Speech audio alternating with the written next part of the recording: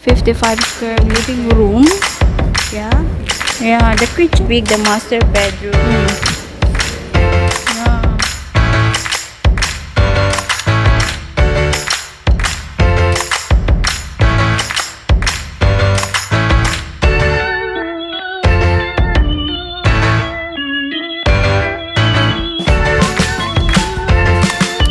Okay, so this is the 55 square meter. You can have an idea, something like this. You have house like this. You can arrange something like this, guys.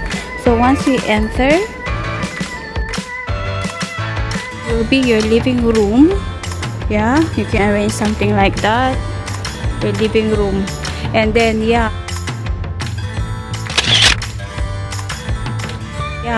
that's the kitchen. Yes, nice arrangement. And then there's a dining table there. It's nice. So this is gonna be your living room.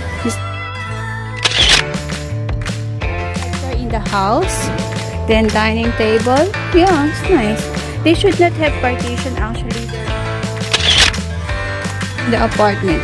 So can be like, so it's like one is like so better, will look bigger.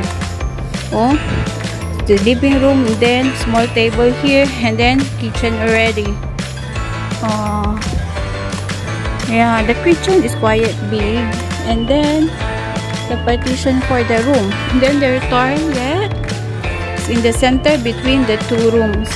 So we're gonna have one room here for the kids, and then this is gonna be the master bedroom. It's quite big, the master bedroom. Yeah, then there's a wardrobe there, desk, then the bed, the center for the baby. Yeah, there's a wardrobe there, then this one, then they have the table there.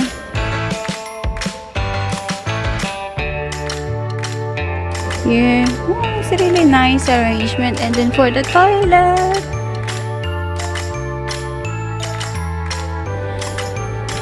this is how they arrange the toilet.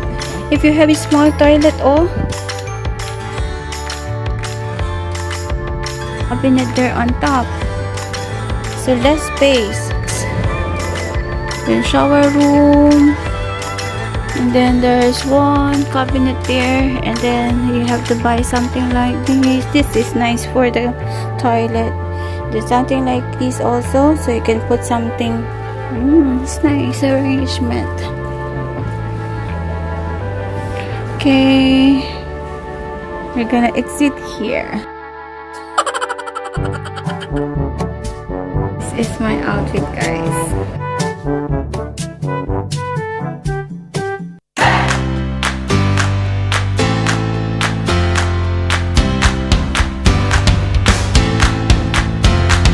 The table is 99 for 270 set.